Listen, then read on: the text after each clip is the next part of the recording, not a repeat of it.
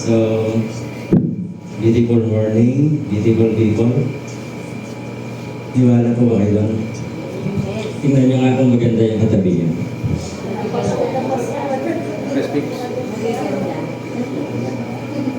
Word maganda or beautiful ay hindi lang doon sa babae ginagamit. Kahit sa lalaki yan, ginagamit yan. Kaya meron tayong word na magandang lalaki. At sinabing magandang lalaki kasi mas madalas natin gamitin, ay maganda yung lalaki. So once again, tingnan natin yung katabi natin and say, hi, you are beautiful today.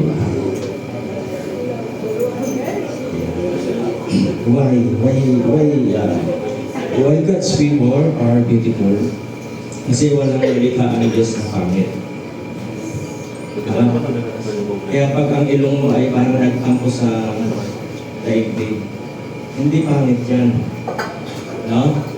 Actually, iba nga, maingit sila sa lahing Pilipino. Yeah? Kasi yung iba ng ibang lahi na magagandang ilong, sabi nila, kasi maangos ang ilong. Sa pananaw natin, mga Pilipino, pag nakakita tayo ng matahang sa ilong, nainggit tayo. Pero alam niyo ba, may mga struggles din yan kasi pag uminom ng tubig yan, nalulunod yan. Kasi ang unang sumasaw-saw doon sa tubig, hindi naman yung uso, kundi yung ilong kasi mahaba yung ilong. Kaya kung kayo nangangarap na dahil ng problema kayo sa ilong nyo, ay pasalamat tayo. Amen. Amen. Nalilong tayong ganito. We are proud Pinoy. Di ba? So, hindi naman patangusan ng ilong ang labanan, kundi lahat tayo were created by God na something beautiful. At kapag ka nakilala mo ang Panginoon, you are beautiful inside and out. Tama? Sabi nila, ang kagandahan ay beauty is in the eye of the beholder. Ang kagandahan ay nakabase lang yan sa pananaw. Di ba? Minsan kasi, kita mo ang tao, no, magtataka ka kung bakit yung ibang mag-boyfriend, mag-asawa na nagustuhan nila sa lalaki, nagustuhan nila sa babae, pero sa pananaw mo, pangit siya. Pero tanungin mo yung mag-boyfriend na yun, gandang-ganda yun. Very proud siya sa boyfriend niya or girlfriend niya, sa asawa niya, o sa mister niya, o sa misis niya. Tama. Kasi beauty is in the eye of the beholder. Kung paano mo tinitingnan yung isang bagay, yung isang tao, ikaw lang ang makapagsasabi kung maganda o pangit ko. Amen. Uli, tingnan yung katabi. Diba? So, walang pangit dito sa umagang ito. Amen. Actually, meron tayong message na dapat pag-usapan, kaya lang sa kalalagayan kasi na kagaya ng kagabi. Excuse me po. Kapag si Pastor Vic ay tumatahol, ay pagpasensyahan nyo na kasi galing tayo sa naulanan tayo nung last Friday na hindi naging maganda yung epekto sa atin. Kaya, salamat sa Diyos kasi hindi siya tumagal ng nitong nakarang Friday na 1 week. Kundi Friday, kaya wala tayong gawain nung last Sunday kasi nga ay ilagnat po ako sa loob. Biyaya ng Diyos na from Friday night, Saturday, Friday night ay giniginaw po ako, no? On and off yung, hindi naman ako mainit, pero doon sa loob ko ay mainit. Pag nag-jacket naman ako, alis sa kanila, uhubarin ko yung mga so, ganun po yung pamayan ko, di malinaw na naman. So, ganun. At napakahirap po sa kalalagayan ko, hindi ng isang nag-iisa sa bahay, hindi sa buhay, kasi tinisis ko na sa Cavite. Hindi yung mga anak ko. So, ang hirap nung ganun may nararamdaman ka na wala kang kasama sa bahay. Ang bahay ko po ay bahay ko lang. At isang araw ay makakarating kayo. Kasi in God willing ay papasyan tayo sa Bungabon. itutur namin kayo. Yung iba dito ay nakarating doon. No? Kaya lang hindi bitin yung oras kasi malaki kasalanan ni Joel. Kasi nung time na sila po ay dumalaw sa Bungako, supposedly, before lunch, ang usapan, before lunch ay nakarating doon na after lunch. Kaya maliligo sana tayo sa ilog doon sa sikat na tourist spot ng Bungako, yung Labi River, kung nakikita niyo sa Facebook. Ay hindi na nangyayari kasi nga kasalanan ng sasakyan. Kaya nangyari, supposedly ay maglalans doon sa ilog. Hindi na. Doon na kami naglalans sa church at nakarating din ng ilog. Pero hindi para magtampisaw sa ilog, kundi para magpa-picture. Picture doon sa ilog. So maganda po yung lugar kasi para siyang little Baguio. Yung way ay maganda. Kaya doon sa mga mahilig mag-motor, maganda siya. At one time ay siguro in God willing ay kung meron tayong malaki-laking sasakyan, magkaroon tayo ng joint fellowship ang Bungabon at ang Lupa. Doon tayo sa Lupa. Pareho-pareho. Amen. Saya yun kasi wala tayong gagawin doon kasi kundi mag-bonding, tayong family day out para nasa ito natin. Pagminsan-minsan naman ay nare-relax yung buhay. Hindi puro yung problema sa buhay ang pinag-uusap. Amen. So, we are beautiful today. I am so beautiful today. Kaya ko ba kaya? Kasi Pastor Vic ay pinagtampuhan na ng ano. No? Sa langit kasi wala namang kalbo dun, wala na dun bungaan, wala na ilay. Perfect na tayo doon. Kaya dito sa lupa lang yan, okay maglala. Nakita tayo na nakita, ang gwapo pala ni Pastor Di ba, no? At doon, wala ng pastor doon. Lahat tayo doon ay magkakapit. Kaya yung titulo na pastor, dito lang sa lupa yan. Iwanan natin yan. Kaya hindi tayo gaano doon sa mga title. No? Hindi yun ano sa atin. Kumbaga, hindi tayo doon naka-focus sa paglilingkod sa Kanya. Yung message na dadalhin ko sana ay kanina pa ako nag-isip kasi nararamdaman ko parang actually madaling araw, binuksan ko yan tapos kagabi, madaling araw tinignan ko.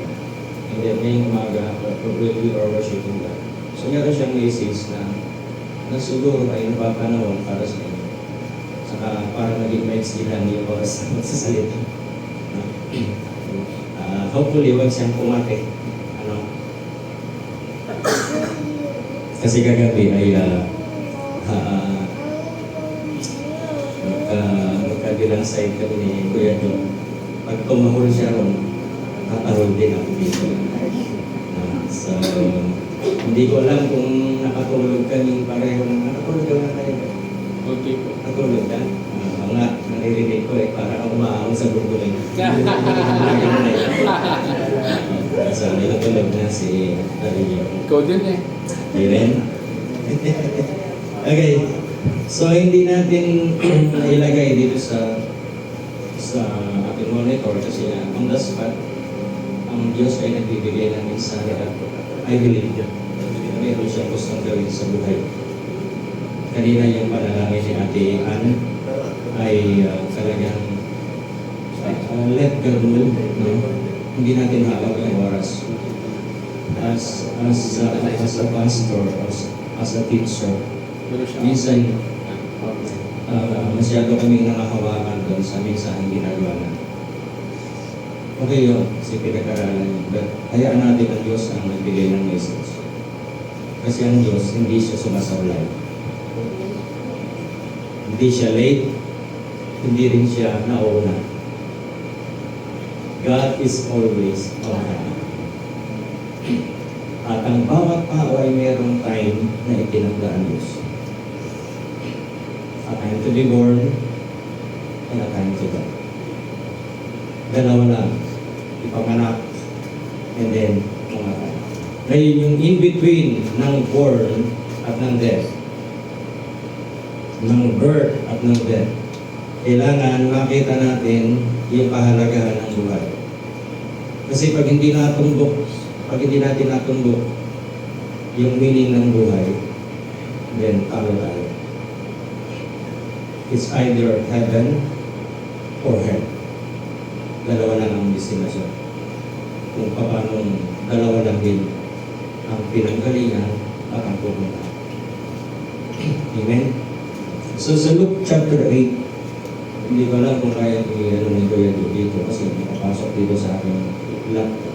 Wala kasi ang Bible sa laptop. Sa Luke chapter 8 verse 22, sabi ko dito, Now it came to pass on a certain day that he went into a ship with his disciples, and he said unto them, Let us go over unto the other side of the lake. So minsan sa pagmi-ministry ng Panginoon nung siya narito pa sa lupa, naroon sila sa isang dalampasigan. Alam niyo ba may dalampasigan? Ang dalampasigan ay mayroong tinapin. Tama ba? Ha? Alam niyo kung ano yung dalampasigan? Hindi niyo alam. Ang dalampasigan ay makikita po sa palengke ng Dimba. Ayan. So, ang dalampasigan po ay yun po yung gilid ng isang kung ilog siya o dagat o lawa. Yung gilid nun, yung nilalakaran mo kapag ka nagsiselfie ka, magpapapicture ka, yun yung dalampasigan. Amen. Lake shore or river shore. Dalampasigan. Okay na, nagkakaintindihan na tayo. So, hindi siya pilapil. Tama. Hindi siya yung dinadaanan sa bukid. So, gilid siya ng isang lawa o ng isang malawak na ilog o ng isang dagat. Diba? Kaya minsan, pag maganda yung buhangin, doon ka naglalakad. Yun yung dalampasigan. At habang siya ay nangangarap doon sa dalampasigan, sa lugar doon sa Israel, sabi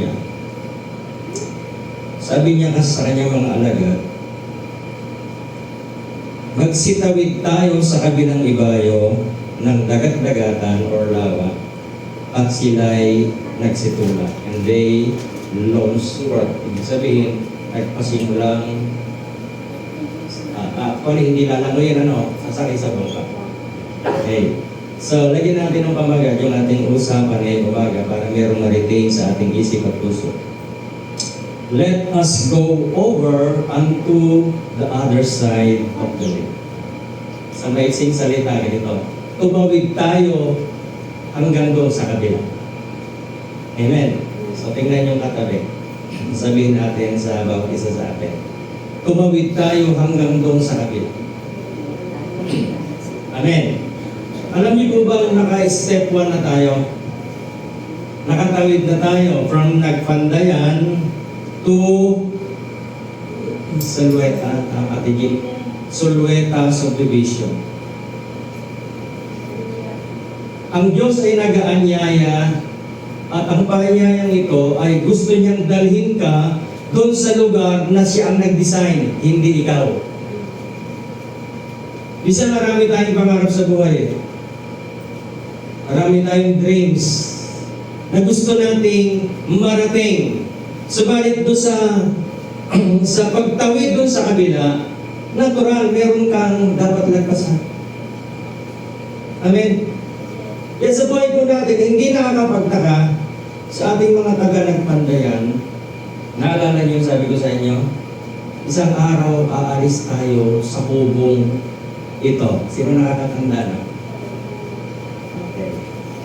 Nagsimula tayo ng gawain dito sa Nagpandayan, Dimba is April 16, 2025. So, Ilang buwan na?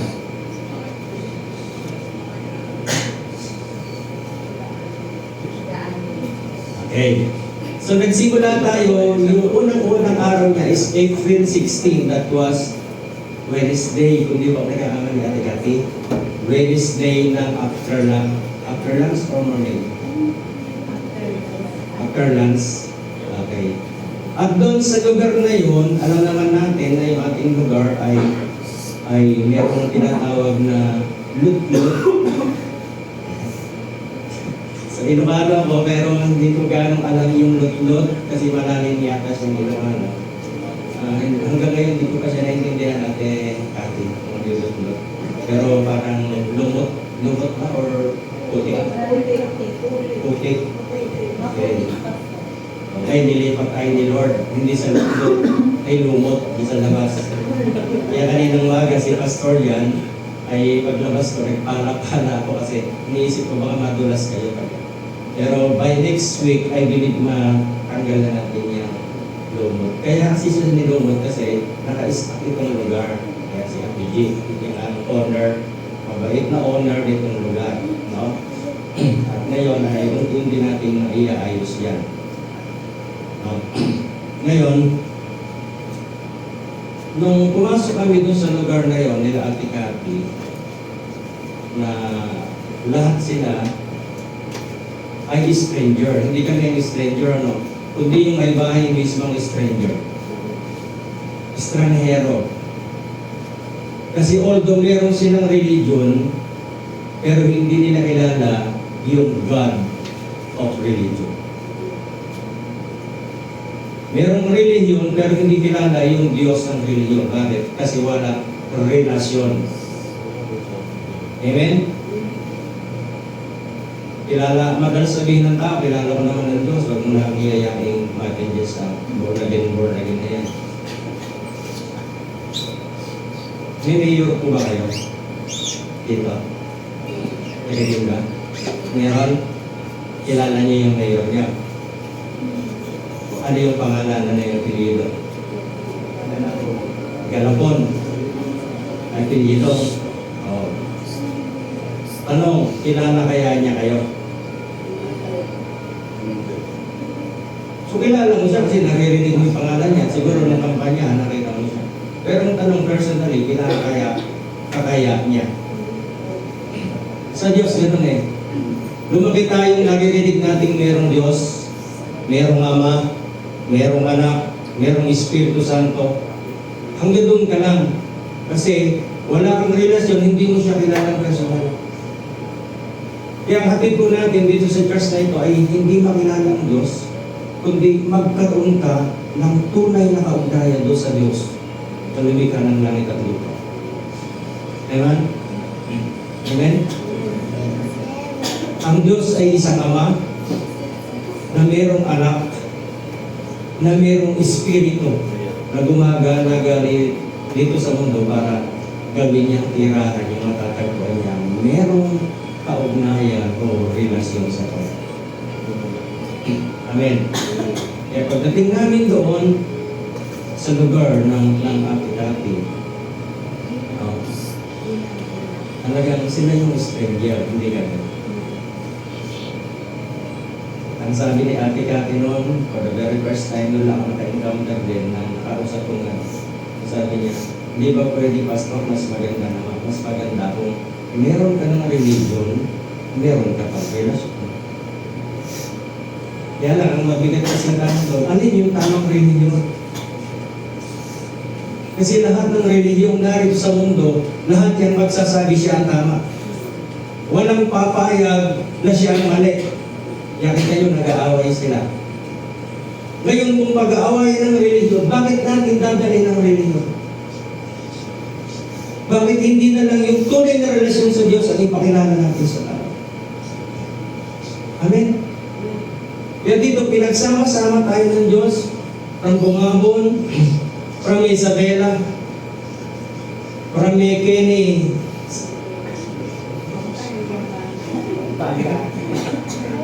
Kenny Dearfoods. Si Ate G ay may lahi din Kapampangan. Kaya hindi naman tayo ano-ano. Pero pinag-isa tayo ng Diyos. Hindi para sa reliyon, kundi para sa relasyon. Tamang relasyon. So ito yung purpose ng Diyos, bakit mayroong ganitong gawa. Kaya hindi natin pinag-uusapan dito kung ano yung pangalan ng church, ano yung pangalan ng fellowship. Dito lang yan sa lupa. Kailangan ng rehistro kasi kailangan makita ng gobyerno kung hindi ka talaga. Baka mamaya may mga practices kasi, alam nyo kaya ni-register ng church is baka mamaya may mga practices doon na hindi ka tanggap-tanggap. Diba? Mamaya yung relihiyon nasamahan mo, magpuputi ang damit, magaganda, mahaba ang buhok. Tapos yung babae doon, iniaalay. Papayag ba kayo ng gano'n? So may mga ganyang practices. At mayroong mga practices pa na kapag ikaw yung leader ng religion, ay merong silang katuruan na dapat lahat daw ng babae doon asawa ng leader.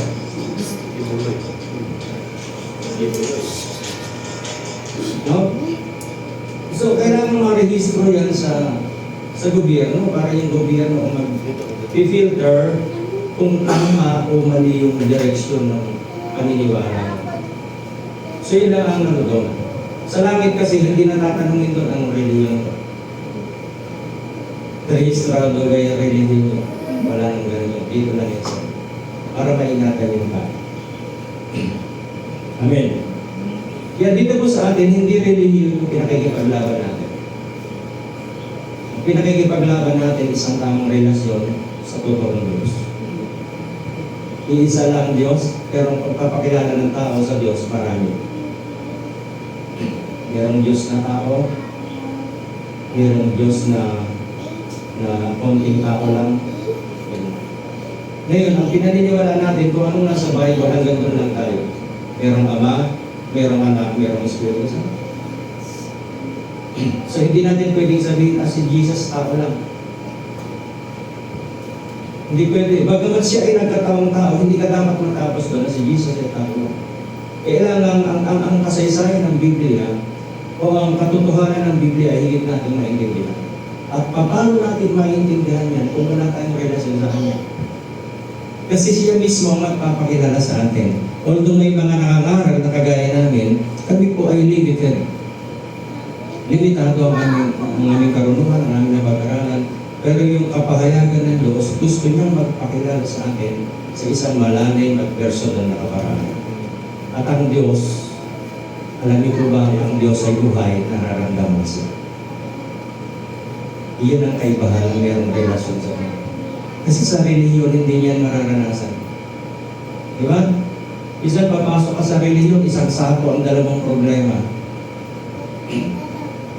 Paglabas mo dun sa church, naging dalawa na siya. So dati, ang pasan mo lang, isang sakong problema. Paglabas mo ngayon sa simbahan, dalawang sako na, kaya kuba ka na. Imbis na lumakas ka, nainggan niya ka, no? Ay, nadagdagan pa yung problema mo. Now, ang Panginoon sabi niya, let us go over unto the other side. Gusto niyang tumawid kang kasama siya para higit mo siyang maintindihan, higit mo siyang makilala kasi meron siyang magandang plano sa buhay. Amen. So tingnan yung katabi at sabihin sa kanya, tatawid tayong kasama si Jesus. Kaya kung ano man po yung pinagdadaanan niyo sa buhay,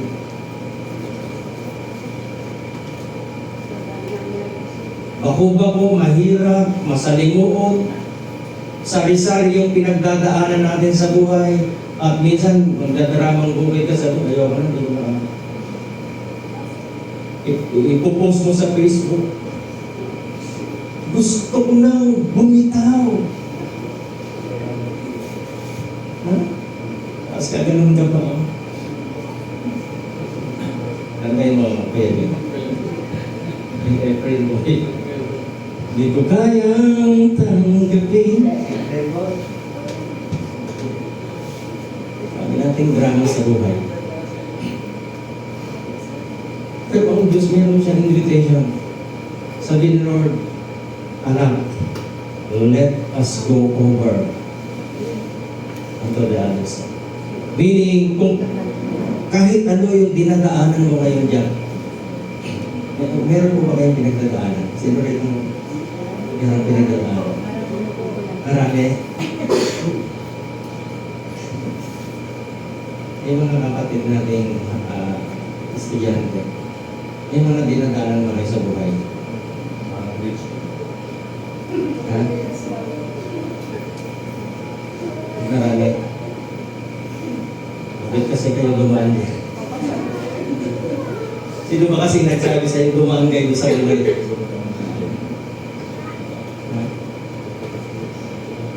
Ha? Alala ko yung sabi sa Facebook. Ito, gawin nyo. Pag meron kayong problema, i-my-day nyo lang.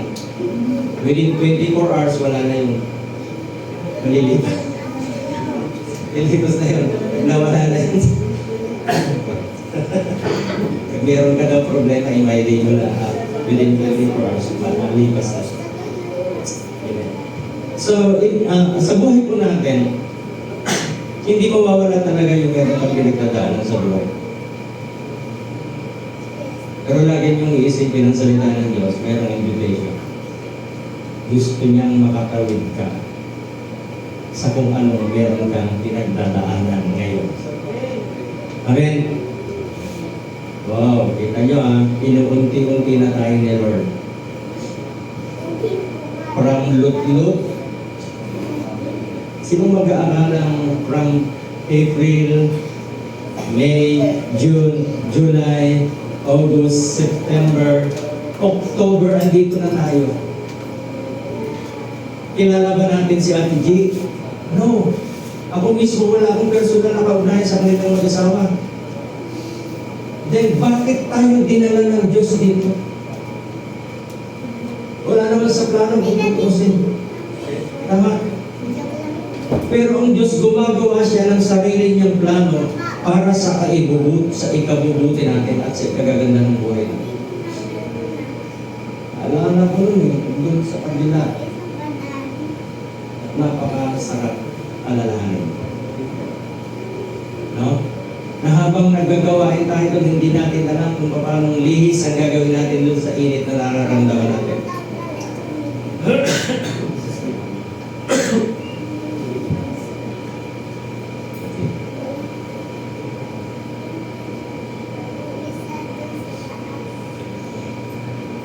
Doon, mainit. Hindi tayo ganong komportable.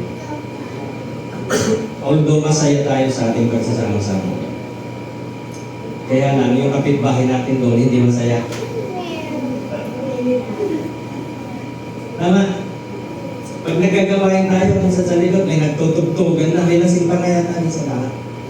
Mas malakas pa yung bunganga. Gagawin yung salitang bunganga, ano mo, may papaliwan. Mas malakas pa yung bunganga nung nasa kabila kaysa doon sa bunganga ni Pastor. Diba? So, gusto ni Lord na iayos yung buhay natin. Ngayon, dito sa lugar na ito, although kahit maliit siya, kasi maliit pa naman tayo eh. Pag dumating yung panahon na hindi na tayo kasya rito, salamat sa buhay ng mag-asawang Kuya Brad and Ate G. Nung una ko silang mamit, kasi talagang may kaliitan tong lugar. Pero dinala nila kami doon sa kabila. Doon kahit 200 silya, kasya. See?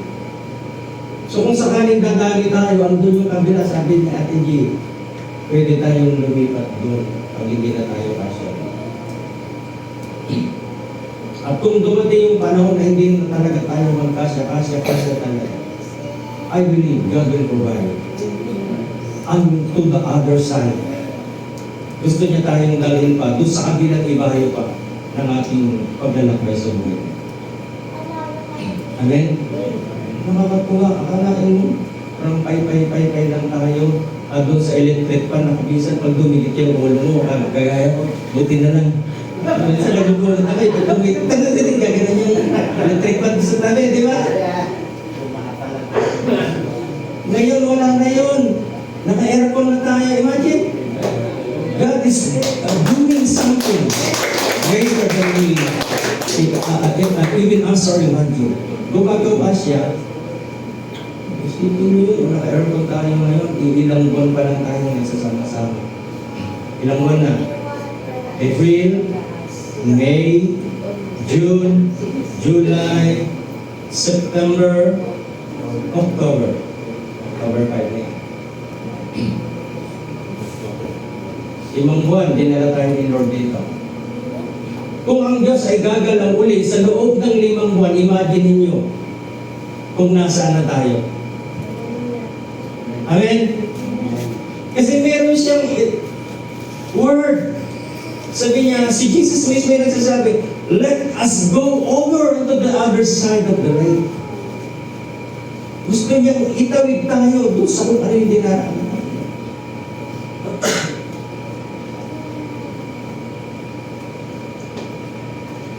Kung after 5 months, tanggalin, ilipat tayo ni Lord dito, I believe mamimiss tayo ni Kuya Fred at ni Ate G. Susundan namin kayo, Pastor. Woo! Amen! God is good! Hallelujah! Malay natin, lakayan ni Lord to. May makanting lote dyan. Parang masungit yung nangyari. Kahapon na yung dry. Andiyan siya nakamotor na matanda, nakatingin sa amin ni Brian. Ako malakas ang instinct ko doon, sabi ko may gustong sabihin ko. Nababasa ko yung mga, nilapitan ako. Kasama ka ba na agad? Or ako lang? Ako lang ha? Nilapitan. Sabi niya, tinambakan nila ng basura yung gate kaya Christ. Sabi ko ba? Yung nakatambak na basura, mga tiles. So wala tayong tinanggal na tiles dito. Tama kayo, Red? Wala, di ba? Lumot ka, hindi pa natatanggal eh. Tiles. So, hindi ngumingiti eh. Ay sabi ko, tatay, hindi kami may pero hayaan niyo po, tatanungin ko kung sino ang may nagagawa. Mali nga din naman, kahit na ganyan ano yun, kasi property yan eh. Kahit ako magagalit ako. Kahit na ganyan sa kasukan, kasi sa akin yan, huwag mong lalagay yung basura mo doon. Kaya kayo mga kapatid, huwag kayong maglalagay ng basura nyo sa kapitbahay nyo. Amen? Kahit masama ugali nun, pag-pray nyo na lang, tama ng ganda. Ganon na. Hindi kasama yun. So, ibig sabihin kaya, hindi lang yan. Tapos mamayang konti, nag-Ilocano siya. Hindi ko ganun maintindihan kasi medyo pabulong na. Pero masama na itsura niya. Hindi ko alam kung minumura niya na ako or tapos umalis na. Kaya sabi ko kay Brian ay sasabihin ko kay Kuya Fred sa kaki at yung tungkol. Para mamaya, makakala niya kasi dahil sa sasakyan dito kahapon, makakala niya tayo ang naglagay ng basura. So, sa mga klase ng tao sanay na ako doon, hindi ako nagpipikon doon. Alam kong lumaro sa ganang klase ng tao. Kaya ko yung paikutin. Dalawa lang ang dapat niyang gawin. Mainis siya, kumatawa siya sa akin. Kaya ko yung i-drive. Kaya kung naintindihan ko lang yung Ilocanong sinabi niya, kasi nag-Ilocano sabay ang kasi hindi ko na ganong isang araw magkikita pa rin kami. Baka mamaya isang araw andito na yung sa loob. Amen. Diba? Mamaya sabihin niya, napintas gayang, diba? Eh, ano? magsamba sa Panginoon. Di ba? Maraming din. Amen? Kaya sabi ko dito ng Panginoon sa kanila, sa kanyang mga disciples, let us go over unto the other side of the lake, and they launched forth. At inilunsad nila yung kanilang mga bangka. But as they sailed, sabi ko doon, habang sila ay naglalayag, he fell asleep, and there came down a storm of wind on the lake. And they were filled with water and were in jeopardy. So nalagay sila sa panganib. Habang sila ay naglalayag doon sa gitna ng lawa. Ang lawa po, or lake, ay maliit na dagat. No? Merong tinatawag na batis. Pag sinabing batis, ubog. Alam niyo ba ubog? Ubog. Yan yung pinakamaliit na ano ng tubig na dumataw, meron siyang buwal. Ayun yung ubog, nagiging river, nagiging ano yan. Bago siya maging river, ano ba? Ha? Malaki na yan, kuya. So, from batis to river, and then river, lake. So, ang lake po ay para siyang dagat-dagatan. Ibig sabihin, mas malawak siya sa ilog. Hindi sa dagat sila. Ngayon, sabi ko doon, yung lawang na hindi ko alam kung Lake of Gennesaret yun, hindi ko gano'n nabas. Kasi ang Israel ay marami siyang klase ng tubig. Merong Red Sea, merong one time I pray na makarating tayo sa Israel. Ito natin yung kasama-sama na makay, sa Philippines, sa Nalapa, sa Pinas. Pangarap ko po yun, marating yung tinatawag na Holy Land. Now, sabi rito, habang sila'y naglalayag, nakatulog si Jesus. Kasi tao siya nung that time, so napagod siya, tulog siya, sa tulog ng bangka. Ngayon, nung nasa gitna na sila, sabi doon, unti-unti, sinasalpok ng alon yung bangka. Kasi merong bagyo dumating. Eh, grabe ano, kasi nung panahon na yun, wala namang mga marites nun sa Facebook para magsabihin, may bagyo. Ngayon sa atin, sa panahon natin, marami na. Basta tumingin ka sa Facebook, makikita mo, may bagyo. Diba? Mabilis siyang wala sa kanila, hindi nila alam na may bagyong darating. So nasa gitna na sila, biglang ito na yung malakas na hangin at binabalik sa hanggang. And then sabi diyan, they were filled with water and were in jeopardy. Napuno ng tubig yung kanilang lugar at nalagay sila ngayon sa panganib.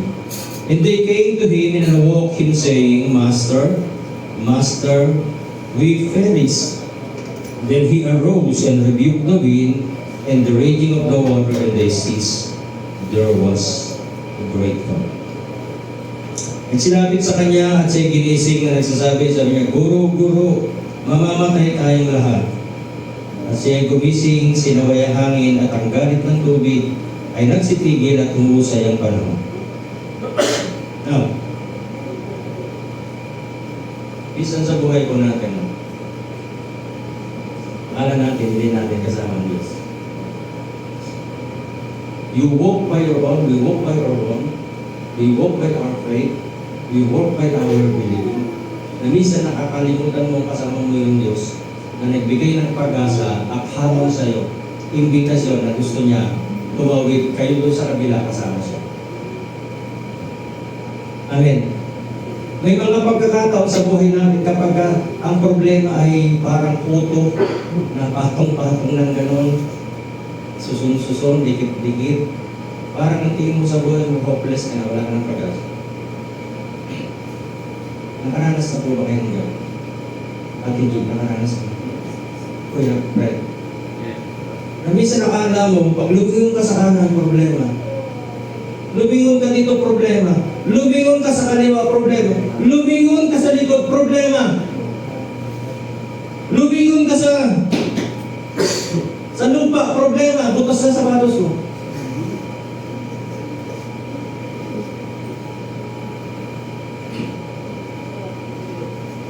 Minsan, nakakalimutan natin, tumingin ka lang sa taas. Andun yung solusyon ng problema. Amen? Meron isang manok. Si kawawang manok ay pinag-initan ng mga lasenggo.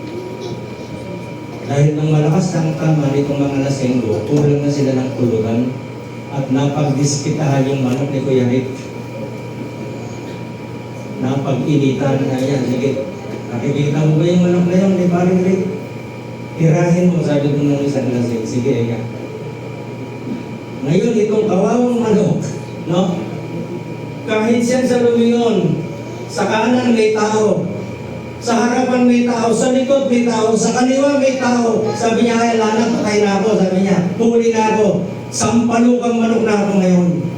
Pulutan na. Hindi sinasadya, napatay ka na si manok. Sabi niya, oy, walang tao. Sa tingin nyo, nakaligtas yung manok. Ha? Yes! Ang solusyon ay nasa taas. Na kay Jesus. Amen? Dahil meron siyang invitasyon. Anak, sabi ka, let us go over onto the other side. Kung yung buhay mo na yun, side by side, every side, problema, isa lang ang solusyon. Gusto niyang tumawid ka, papunta sa kabila, kasama mo siya.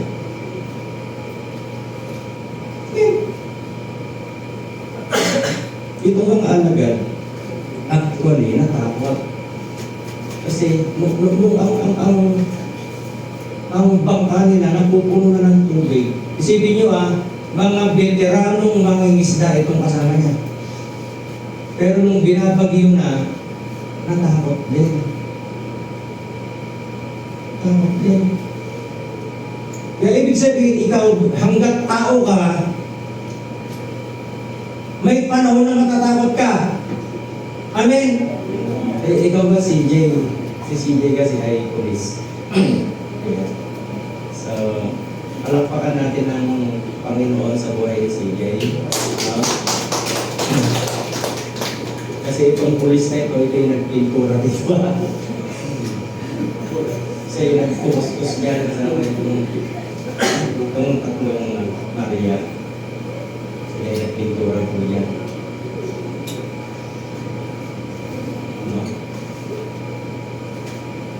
Dito sa church, ang sargento niya, si Pastor Lee. Pero hindi ko po inutusan si CJ ng pintura. Dahil dito, ang commanding, ang chief commander dito, si Jesus. Si Jesus ang nag-utos sa kanya. Nagpinturahan. May ginagawa ang Diyos. May ginagawa ang Diyos mga kapatid. At marami pa siyang gagawin. Salamat sa buhay ni Kuya Fred at Hindi. Isipin nyo, pag lumayas tayo rito, susunod sila. Wow! Hindi natin alam kung saan tayo dadalhin ng Panginoon. But I believe I'm welcome. Maraming tao dito sa Binglaan magkaroon ng tunay na relasyon sa Panginoon at ma-enjoy yung buhay ka ng Panginoon. Karoon ng tamang ugnayan sa Panginoon. Hindi relihiyon ang kailangan ng tao. Babalik at babalik ka tayo sa relasyon ang kailangan ng tao sa Diyos. Kahit pakyawin niyo po yung lahat ng relihiyon sa lupa. Unless magkaroon ka ng tunay na kaugnayan sa Panginoon, hindi mo siya makikilala. Amen? At itong Jesus na ito, gusto niyang isama ka kung saan niya gustong pumunta. Amen? Ganun sa kapunta. Ako na, hindi ko alam na pumunta ako dito. Hindi ko alam na magkikita-kita tayo minsan sa araw ng tayo. Way back 1997.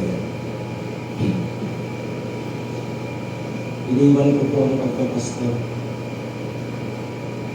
Nagpastor po ako, nagsimula ako sa paglilingkod sa Panginoon, 1983. 17 years old ako noon. Guwapo at may buhok. Nagsimula na akong mag-share ng salita ng Diyos. 1983, without proper training how to preach. Simula, yun, basta kung basa lang ako ng basa, kung may nababasa ko, sinasabi ko sa tao, naniniwala yung tao. So nagkaroon ng church namin. Naging church yan, 1984. And then, nagkaroon kami ng pastor. Pagdating ng 1985, nag-asawa yung pastor, nauna yung asawa ng pastor dahil back and forth sa Manila. Binitawan ng pastor yung church. Accidentally, si Pastor Vic ang umalilig. This is also a new son. So sa hindi inaakalak is, wala naman akong kamalayang magpastor. Actually, pastor ako ng Kalabaw kasi marami kaming Kalabaw ng 16 ang Kalabaw namin sa buhay. Ngayon, tao ang hahawakan mo. Matanda. Nanay ko, unang naniwala sa akin. And then teacher ko, yung tatay ni Father Orlan. Dumating yung time na yung estudyante lang nagtuturo doon sa kanyang teacher patungkol sa Diyos. Sayang nga lang kinuha na ni Lord. Kaya sabi ko kung buhay siya ngayon, I believe may pagmamalaki niya itong estudyante niya. Kasi bago naman siya namatay, sila yung nag-push sa akin na magpasto, sige tayo mo.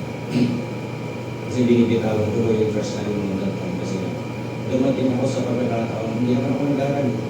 Tuturo ko sa tao. Dumami kami ng dumami. Dumami kami ng dumami. Sabihin, walang taong buwan pinaniwalaan nila. Ano meron?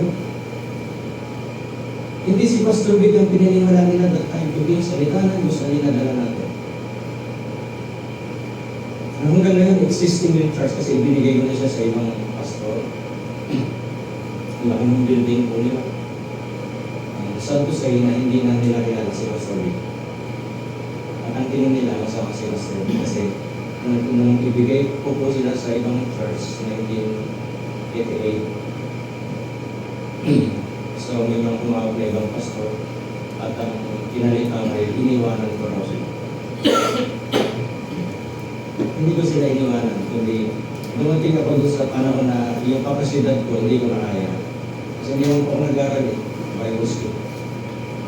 Sinalin ko sila sa ibang church na inakala kong makakapagalagas. Kaya lang, ang naging kwento is pinabayaan ko lang. So hanggang ngayon, ganun ng kwento. Kaya yung mga original naming miyembro doon, pag nasasalubong ko para ako ni Keton, ayaw akong, although nakapagtayo ulit tayo ng isang bagong church mo. Pero, hindi ko siya tinignan na hadlang. Kasi kung titigil ako sa paglilingkod ko sa Panginoon, kasi nakabalik ako sa paglilingkod sa Panginoon is 2020. From 1997 hanggang 2020, yung buhay ko po parang banggang papel na kung saan dalhin ng agos, doon siya pupunta. See? Pero ang salita ng Diyos ito, yung salitang ito na ating pinag-uusapan, yung buhay ko noon, gusto niyang dalhin sa kabilang ibayo. Yung other side ng buhay. Gusto niya akong dalhin doon. Hindi, ang tawag ito, ang Diyos hindi siya sumira sa kanyang salita. Hindi siya nagsalawahan, hindi siya nagalinlangan. Kung ano yung salita niya noon, hanggang ngayon yung pa rin. Let us go over unto the other side of your life. Kaya ibig sabihin, kahit pangit yung buhay mo ngayon, still, kapag ka narinig ko ang salitang ito ng salita ng Diyos, na gusto kanyang dalhin doon sa kabilang ibahan ng buhay mo, hindi titigil ang Diyos. Hanggat humihinga ka, hanggat buhay ka, dadalhin ka ng Panginoon doon sa lupang pangako. Amen? Sinong mag-aakala na isang araw andito na ako? At sino rin ang mag-aakala na yung mga dinaanan ko, hindi pa rin pala yun yung buhay. Kasama lang yun sa journey, sa mga dagat, sa mga alon, sa mga hampas ng buhay na kailangan kong malagpasan dahil kasama ko ang Diyos na lumalakoy. Kasama ko ang Diyos na namamangka. Amen? Sana tinitignan ko. Nakita ko yung plano ng Diyos dito sa Gimba. Although, bago tayo magpatuloy sa ganitong pagkakataon, no? Masakit pa rin yung dinaanan. Hey, Pastor B, parang kuya ko, alam niyo yan, isang malaking church, isang magandang church, na sila mismo nag-over sa akin na sila ipagpastoran. At iniyakan po tayo doon ng mga kapatid mo. Ako'y nagpaalam na. Ganun ba akong paalam na? August 17, hindi ko nagkakaroon. Yun po yung last na hindi na ako pinagturo. Alam ko hindi darating yun yung panahon na yun sa church life. Although ang mission ko po sa buhay is mangaral ng mangaral, magturo ng magturo, magsalita ng magsalita.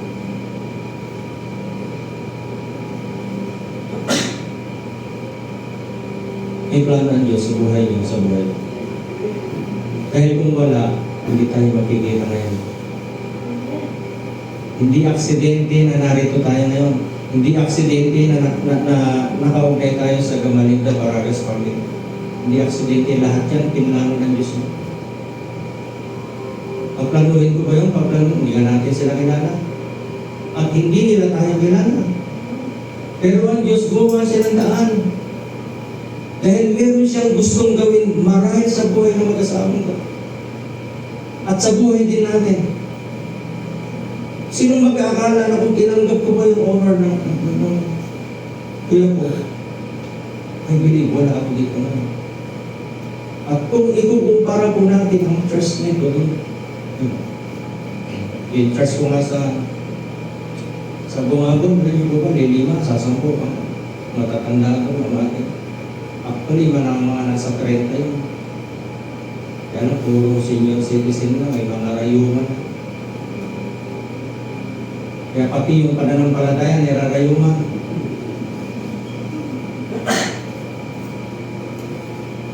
Ang offer ng kuya ko, magpastor ka rito, bitawan mo ang Bungagong.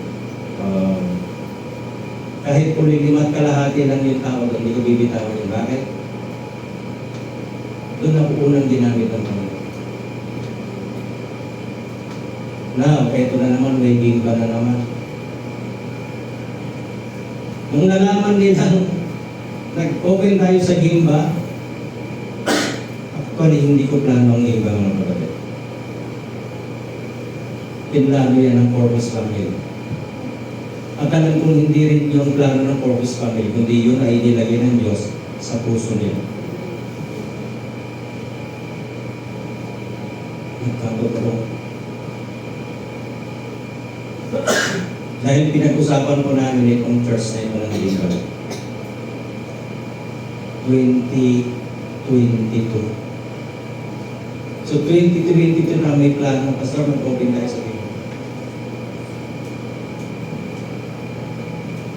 Ganun lang mo sa tuloy ang kuya ko, tuloy yung umabon.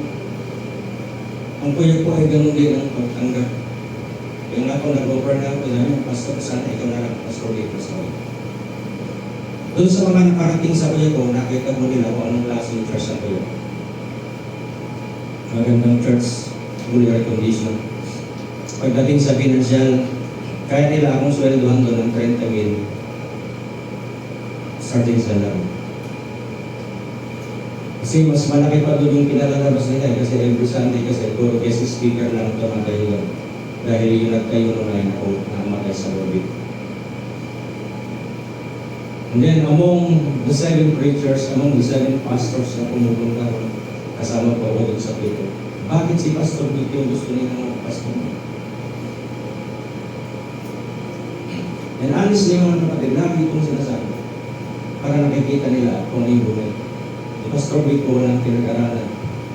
Yung makakasabay ko po yung mga engineer, mga architect, mga engineer galing ng Middle East.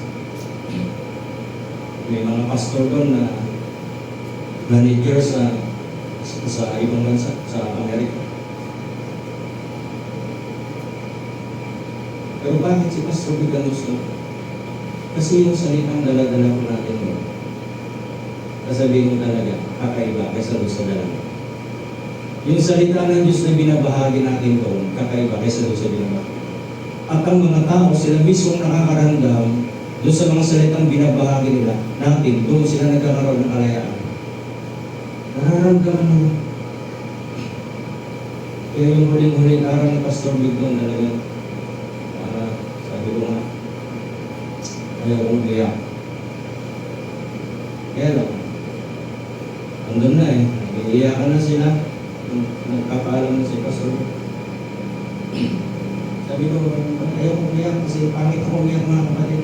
Kaya huwag niyo akong kaiyakin. Kalbo na nga, pangit pa. Kaya umiyak, kaya lang, yung buhos kasi ng emosyon, naramdaman ko, mahal na mahal pala yung pastor na ito. At yung mga pastor na kasama ko, nagulat sila. Yung pastor, ganito ka pala kamahal ng mga tao. Actually, may mga ilan doon. Gustong sumunod dito. Tatanggihan ba natin sila? Hindi. Hindi si Pastor Vic ang sinusundan nila. Kundi yung salita ng Diyos na narinig nila sa bibig ng Pagkain. Kaya dito sa church, hindi si Pastor Vic ang bida, hindi si Brother John. At kung meron pang ilang itatayo dito ng Panginoon, lagi niyong tatandaan, hindi tayo ang bida rito. Si Jesus lang. Amen? Bakit? Kasi si Jesus yung nag-invite. Jesus said unto them, let us go over unto the other side of the lake. Gusto niyang dalhin ka doon sa buhay na kung ano meron ka ngayon, gusto niyang i-elevate, gusto niyang i-upgrade, gusto niyang i-level up. Kaya huwag kang mapapagod. Kung akala mo yung buhay mo ngayon wala nang pag-asa, tignan yung katabi mga kapatid at sabihin mo sa kanya, akala mo lang yan. Amen? Diba? Listen, akala natin, yung maraming namamatay sa maling. Diba, alam ko ba kailan? Maraming namamatay sa maling akala. So, mga kabataan narinig ko, may magandang plano ang Diyos sa buhay niyo. Kaya kahit bundok-bundok na problema yung dadaanan nyo, lagi niyong isipin, tumingin ka lang sa taas. Andun yung solusyon ng problema. Pag may problema ka, huwag kang titingin sa katabi mo. Dahil pag nakita mo yung mukha niya, lalo mo.